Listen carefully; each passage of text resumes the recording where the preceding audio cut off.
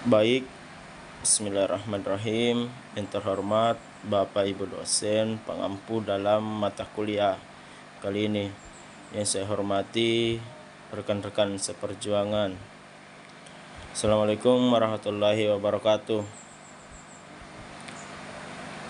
Alhamdulillahilazi an'ama ala bi ni'matil iman wal islam. Salatu wassalaman daimaini mutalazimaini fi darissalam. Amma ba'd. Pertama-tama yang paling utama dan harus diutamakan, marilah kita panjatkan puja dan puji syukur kita terhadap kehadirat Allah Subhanahu wa taala, karena Dialah Tuhan yang tak bosan-bosannya memberikan kita nikmat, baik itu nikmat kesehatan, nikmat kesempatan, terlebih lagi nikmat iman dan Islam. Salawat dan salam tak lupa kita junjungkan kepada Nabi Allah Muhammad Sallallahu Alaihi Wasallam, karena Dialah Nabi begitupun Rasul yang telah membawa kita dari alam gelap gulita menuju alam yang terang benderang, atau dengan kata lain minaz zulumati ilan nur au ila siratim mustaqim. Baiklah, pada pertemuan kita kali ini kita telah diberikan tugas untuk mempresentasikan hasil kerja kita untuk dijadikan penilaian UAS. Kita langsung saja lanjutkan untuk presentasinya. Baik, bismillahirrahmanirrahim. Assalamualaikum warahmatullahi wabarakatuh. Kali ini saya akan mempresentasikan metode survei bagian 6 pada mata kuliah penelitian pendidikan. Perkenalkan, nama saya Muhammad Abuzar Al-Ghifari dengan NIM 2002015010111 dari kelompok 6. Baik, saya akan membahas tentang apa itu definisi metode. Metode adalah gaya melakukan pekerjaan penelitian yang ditentukan oleh sifat masalah. Informa telah mendefinisikan metode istilah dengan cara berikut.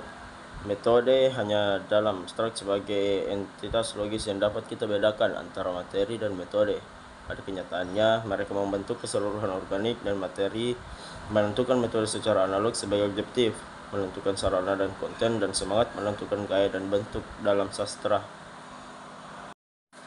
Informa telah mengklasifikasikan 3 jenis hal penting untuk menentukan metode. Yang pertama, masalah teoritis survei atau metode eksperimentasi. Yang kedua, masalah faktual atau studi kasus dan metode genetik. 3, masalah aplikasi atau penelitian tindakan. Adapun beberapa karakteristik penelitian pengujian survei. Yang pertama, pengujian prestasi. Yang kedua, pengujian intelijen. Yang ketiga, pengujian tes kepribadian.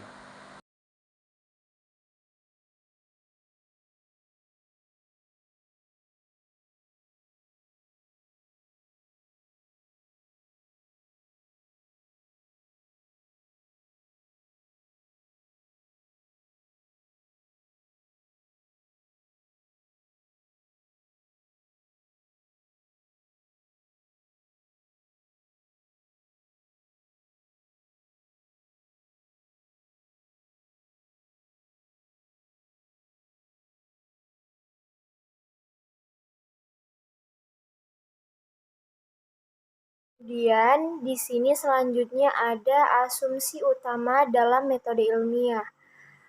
Di sini diasumsikan ke dalam ada 2 asumsi. Yang pertama di sini diasumsikan dalam kehidupan nyata, di mana kita dalam kehidupan nyata bisa mempunyai pemikiran yang secara realistis atau secara objektif. Kemudian dalam asumsi keseragaman alam, yaitu apa yang telah ditemukan benar akan terus benar, dan bahwa kesamaan keadaan akan menghasilkan hasil yang serupa secara konsisten. Nah, itu yang diasumsikan dalam metode ilmiah.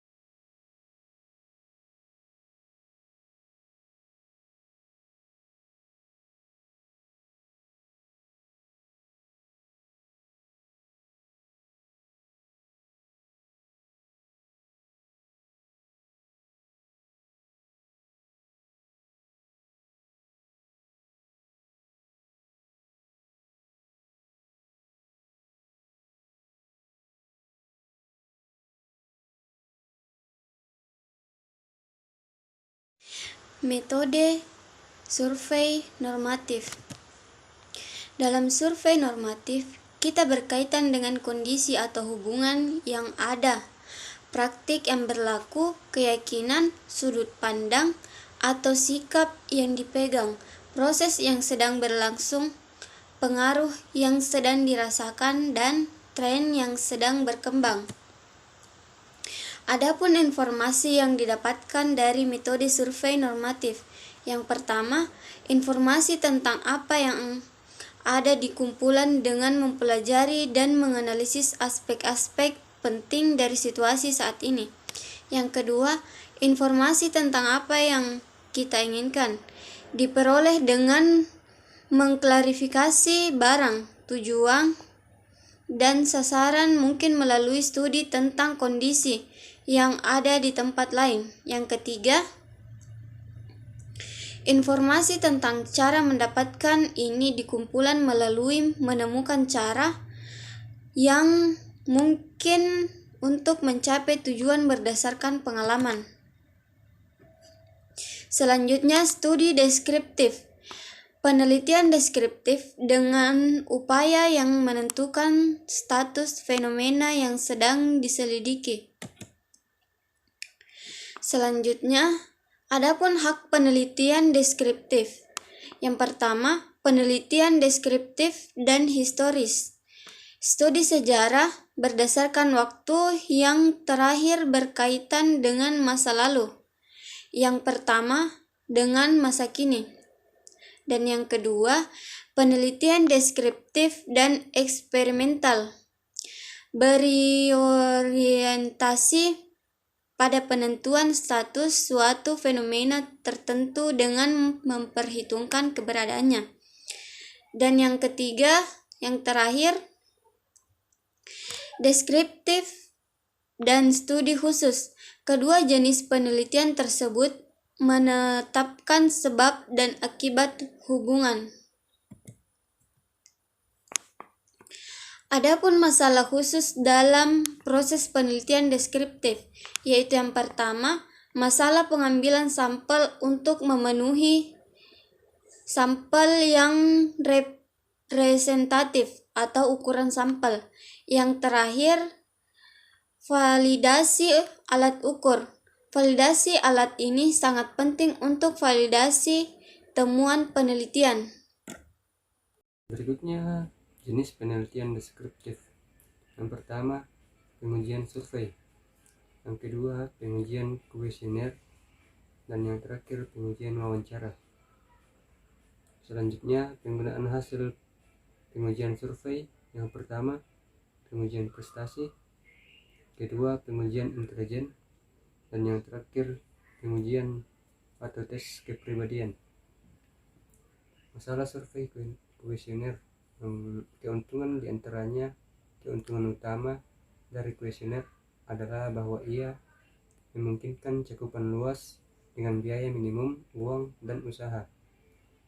Memberikan cakupan geografis yang lebih luas sehingga membuat validitas yang lebih besar dalam hasil melalui mempromosikan pemilihan sampel. Kerugian utama dari kuesioner adalah kemungkinan salah tafsir pertanyaan. Salah tafsir disebabkan oleh kesediaan atau impersonalitas responden. Kuesioner yang dikirim biasanya bersifat impersonal. Dan yang terakhir dari kerugian kuesioner adalah keandalan kuesioner sering diabaikan. Ya, mungkin cukup sekian hasil presentasi dari kelompok 6. Sekian dan terima kasih.